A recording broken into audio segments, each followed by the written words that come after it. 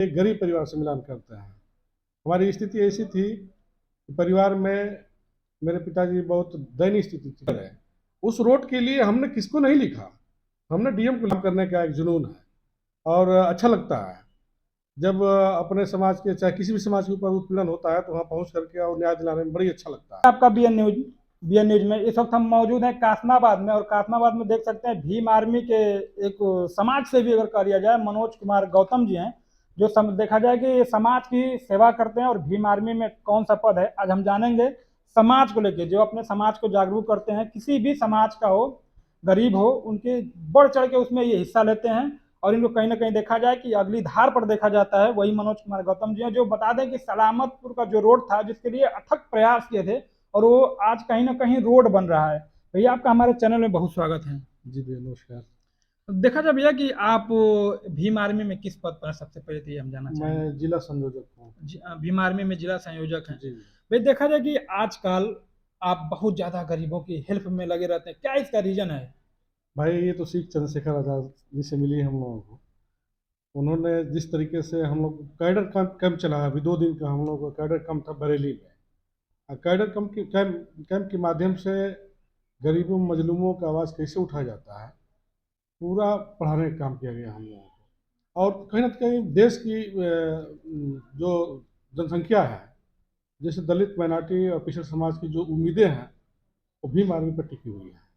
अच्छा, अभी आप दलित समाज की बात कर रहे थे, और देखा जाए कि बगल में ही एक मऊ जिला में पड़ता है गांव है, उसमें होली के दिन कुछ औरतों ने दलित समाज की झोपड़ी में आग लगा दिया था। जी, बहुत दुखद है। सुनकर बड़ी तकलीफें हो रही हैं। हमारे टीम के लोग तत्काल वहाँ पहुँच करके, भीम आर्मी जो जनपद मऊ की पूरी टीम पहुँची थी, गाजीपुर के भी लोग पहुँचे थे। अब पहुँच करके उन सामंतियों के ऊपर मुकदमा दर्ज करके जेल भिजवाने का जरूर काम किए। और अगर आइंदा ऐसा करते हैं तो हमारी टीम लगी रहेगी और ऐसे लोगों को सबक सिखाने का जरूर काम करेगी। वे देखा जाए कि आप पेशे से वकील हैं, जी और वकील अपने मुवक्किल के दायरे में बांध के रखता है कि हमारा मुवक्किल भागे ना, इसलिए मुवक्किल से उसकी कमाई होती है। और आप देखा जाए कि फ्री ऑफ कास्ट उनका मुकदमा लड़ते हैं, आखिर ये रीजन क्या है? भाई, हम देखिए, मैं चाहता हूँ कि क्या उनके साथ कर दूँ कि व्यक्ति खुश हो जाए।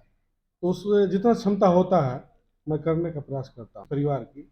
उस समय से हम गुजरे हुए हैं और जब उस चीज़ को हम लोग याद करते हैं तो कभी कभी जब गरीब हमारे सामने आते हैं काम कराने के लिए, भैया। अच्छा, दूर दूर में ये चर्चा होती है कि अगर कोई घटना हो जाता है, चाहे कोई हो जाए, तमाम लोगों के मुंह से पहले आपका नाम लिखा तो क्या नाम है, मनोज कुमार गौतम को फोन किया जाए। क्या आखिर मनोज कुमार गौतम गरीबों के एकदम मसीहा, दिन प दिन मसीहा बनते जा रहे हैं, इसके पीछे का रीजन क्या है? भैया, जुनून है। और जब न्याय मिल जाता है तो और अच्छा लगता है, वो आशीर्वाद प्राप्त होता है। तो आए दिन लगातार हमारे, अब अभी देखिए, गाजीपुर में नंदगंज थाने में अभी अंतर्गत 2 चौहान समाज जो हमारे गरीब परिवार के लोग हैं उनकी हत्या हुई है।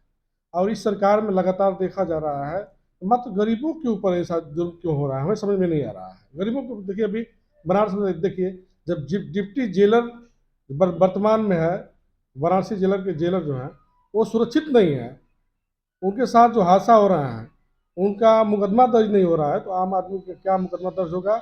इन्हीं सारे मुद्दों को लेकर के हम लोग लगातार अभियान चला करके अपने लोगों को समझाने का प्रयास कर रहे हैं कि संगठित रहो।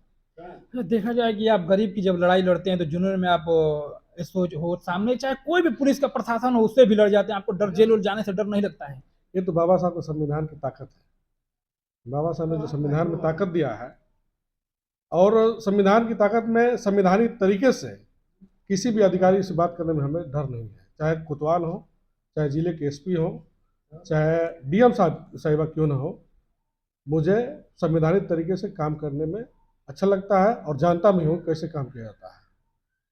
अच्छा, और एक चीज देख लिया जाए कि आप ही के अथक प्रयास से सलामतपुर से जो सीधागर रोड जा रहा था, आज कहीं ना कहीं उसका काम हो रहा है, और इस पर अपने टीआरपी लेने के लिए तमाम लोग कह रहे हैं कि ये काम हाँ हमने कराया, हमने, इस पर क्या कहेंगे? भाई, अब लोगों के मुंह के बारे में क्या कहा जाए, लेकिन ये जनता का आशीर्वाद और भीम आर्मी के नौजवानों ने गजब का मेहनत किया उस रोड को लेकर के। 10 वर्ष से लगातार सरकार है बीजेपी की, और 10 वर्ष में वो रोड की स्थिति ऐसी है कि हमारे क्षेत्र की जो बहन जाती हैं विद्यालय, चाहे प्रसव स्तर में स्थिति में जो हमारी बहनें हैं जिनका बच्चे पैदा होने वाले हों, अगर उस रास्ते से जाए तो उनकी तबीयत अचानक खराब हो जाएगी। उस रोड की लड़ाई इतना बखूबी हम लोग लड़े, ये पेपर के माध्यम से भी लिखा, एसपी को और डीएम को लिखा, मुख्यमंत्री को लिखा, प्रधानमंत्री तक हमने उस रोड के लिए लिखने का प्रयास किया। और यही नहीं, ये धरने के माध्यम से अपने नौजवानों को लेकर के धरने के माध्यम से आवाज को बुलंद करने का काम किया। और ये कहा कि अगर जब तक रोड नहीं बनेगा मैं लामबंद होकर इस लड़ाई को लड़ता रहूंगा और आगे भी लड़ूंगा, और जब तक बन भी नहीं जाता है तब तक। और अब किस रेशियो से रोड बनना शुरू हुआ है, अभी मौके पर हम लोग जाएंगे, हमारी टीम जाएगी और उस रेशियो को पेपर के अनुसार देखेगी कि सही रोड बन रहा है। अगर पेपर के अनुसार रोड नहीं बनेगा तो फिर आप लोग क्या करेंगे? मुद्दा पुनः उठेगा मेरा, फिर आप वही मुद्दा रहेगा, धरना दीजिए, रोड जाम करिए। ये तो मेरा स्वाभाविक है धरना देना। अगर हम अपनी बात माँ से नहीं कहेंगे कि माँ हमें दूध का प्याला पिलाओ, तो किससे कहने जाएंगे? हम अपनी बात डीएम साहब से जरूर कहेंगे, मुख्यमंत्री महोदय से कहेंगे कि रोड सही नहीं बना, रोड बनवाइए, बढ़िया से बढ़िया रोड बनवाइए, जो मानक होता है मानक के अनुरूप रोड बनवाइए। यही चलेगा हमारा भैया। अच्छा,